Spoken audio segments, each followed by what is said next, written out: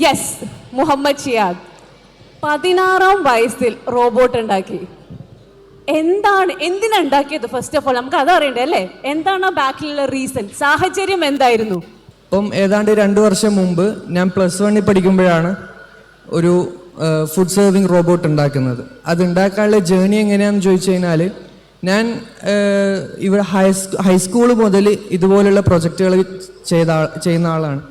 അപ്പം ഇങ്ങനത്തെ കാര്യങ്ങളിലൊക്കെ ക്രൈസുള്ള ആളാണ്. അപ്പം അങ്ങനെ ഞാൻ പഠിക്കുന്ന സമയത്ത് അവിടുത്തെ സയൻസ് ഫെസ്റ്റ് പോലത്തെ സംഭവങ്ങൾക്കൊക്കെ പ്രൈസൊക്കെ കിട്ടാറുണ്ട് ഹൈസ്കൂൾ മുതൽ തന്നെ.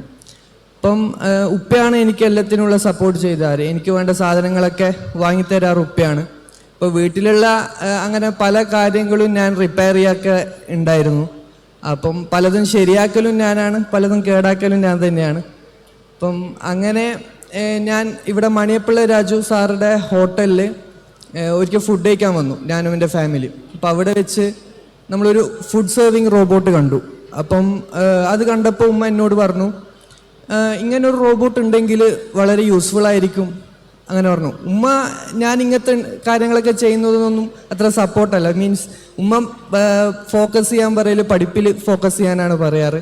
പക്ഷെ ഉപ്പ അങ്ങനെയല്ല, മറ്റു കാര്യങ്ങളിലൊക്കെ ചെയ്യാൻ വേണ്ടി പറയും. അപ്പം ഉമ്മ പറഞ്ഞു, നിന്നെ കൊണ്ടൊന്നും ഇതുണ്ടാക്കാനൊന്നും പറ്റില്ല. ഞാൻ ഉണ്ടാക്കാമെന്ന് പറഞ്ഞപ്പോൾ, ഈ ഫുഡ് സെർവിങ് റോബോട്ട് ഉണ്ടാക്കാമെന്ന് പറഞ്ഞപ്പോൾ ഉമ്മ പറഞ്ഞു, ഇതൊന്നും നിന്നെ കൊണ്ടാവില്ല, നിന്നെ സമയം കളയുന്ന കാര്യങ്ങളൊക്കെ അല്ലേ നീ ചെയ്യാറ്. അങ്ങനെ പറഞ്ഞപ്പോൾ എനിക്ക് മനസ്സിലായി, ഇത് ചെയ്യുകയാണെങ്കിൽ എനിക്ക് ഉമ്മാൻ്റെ മുമ്പിൽ പ്രൂവ് ചെയ്യാൻ പറ്റുന്ന ഒരവസരമാണ്. അപ്പം അത് ഞാനൊരു ചലഞ്ചായിട്ട് ഏറ്റെടുത്തു. ഇപ്പം ഞാനും ഉപ്പിയും ഫുഡൊക്കെ കഴിച്ച് അവിടുത്തെ കൗണ്ടറിൽ പോയപ്പോൾ അവരോട് ചോദിച്ചു ഇത് എവിടെയാണ്. അപ്പോൾ അവർ പറഞ്ഞു, ഇത് ചൈനയിൽ നിന്ന് ഇമ്പോർട്ട് ചെയ്തതാണ് ഈ ഫുഡ് സെർവിങ് റോബോട്ട്. അപ്പം അതിന് ലക്ഷങ്ങൾ വിലയുണ്ട് എന്നൊക്കെ പറഞ്ഞു. അപ്പം പിന്നെ എനിക്ക് എൻ്റെ മനസ്സിൽ അതന്നെയാണ്. എന്നിട്ട് ഞാൻ വീട്ടിൽ വന്നിട്ട് അതിനെക്കുറിച്ച് ഒരുപാട് കാര്യങ്ങളൊക്കെ നോക്കാൻ തുടങ്ങി, യൂട്യൂബിലും ഗൂഗിളിലും ഒക്കെ. അപ്പം ഇതുമായിട്ട് സിമിലറായിട്ടുള്ള ഒരുപാട് പ്രൊജക്റ്റ് ഞാൻ ഓൺലൈനിലൊക്കെ കണ്ടു. അപ്പം ഇതെന്ന് പറഞ്ഞു കഴിഞ്ഞാൽ കിച്ചണിന്ന് ഡൈനിങ് ഹാളിലേക്ക് ഫുഡ് സെർവ് ചെയ്യുന്ന ഒരു റോബോട്ടാണ് ആ റെസ്റ്റോറൻറ്റിൽ കണ്ടത്. അപ്പം ലൈൻ ഫോളോ ചെയ്യുന്ന ഒരുപാട് പ്രൊജക്റ്റൊക്കെ ഞാൻ ഓൺലൈനിലൊക്കെ കണ്ടു.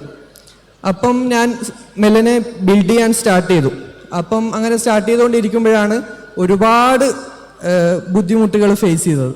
അതായത് ഇത് ആദ്യം തന്നെ ഒന്നും റെഡിയായില്ല, ഇതൊരുപാട് അടിച്ചു പോയി, അങ്ങനെ ഒരുപാട് പ്രശ്നം ഉണ്ടായിട്ടും ഉപ്പയാണ് എനിക്ക് വേണ്ട സാധനങ്ങളൊക്കെ വീണ്ടും വീണ്ടും വാങ്ങിത്തരാറ്. പിന്നെ എൻ്റെ കൂടെ തന്നെ നിൽക്കാറ് ഉപ്പയാണ്. അങ്ങനെ ഫൈനലി ഞാനത് കംപ്ലീറ്റ് ചെയ്തു. +1 സ്റ്റാർട്ട് ചെയ്തിട്ട് 1 മാസം ആയപ്പം തന്നെ ഞാനത് കംപ്ലീറ്റ് ചെയ്തു, ക്ലാസ് തുടങ്ങുന്നതിനും. അപ്പം അത് കംപ്ലീറ്റ് ചെയ്തപ്പം പിന്നെ ഉമ്മാക്ക് വളരെ സന്തോഷമായി. ഉമ്മ ഒരിക്കലും പ്രതീക്ഷിച്ചല്ല ഞാനിത് ഉണ്ടാക്കുമെന്ന്. പിന്നെ ഉമ്മാക്കും എന്നിലൊരു വിശ്വാസം വന്നു. അങ്ങനെ നാട്ടിലൊക്കെ എനിക്ക് മറ്റൊരുപാട് അംഗീകാരങ്ങൾ കിട്ടി. പക്ഷെ എനിക്ക് കിട്ടിയ ആദ്യത്തെ അംഗീകാരം എന്ന് പറഞ്ഞു കഴിഞ്ഞാൽ ഉമ്മ എന്നെ അംഗീകരിച്ചു എന്നുള്ളതാണ്. ഉമ്മ അതിൽ ഒരു കയ്യടി കൊടുക്കാതിരല്ലേ? ഉമ്മ എന്നെ അംഗീകരിച്ചു, അതാണ് അവന്റെ ആദ്യത്തെ ബെസ്റ്റ് അവാർഡ് അല്ലെങ്കിൽ റിവാർഡ് കിട്ടിയത് അല്ലേ?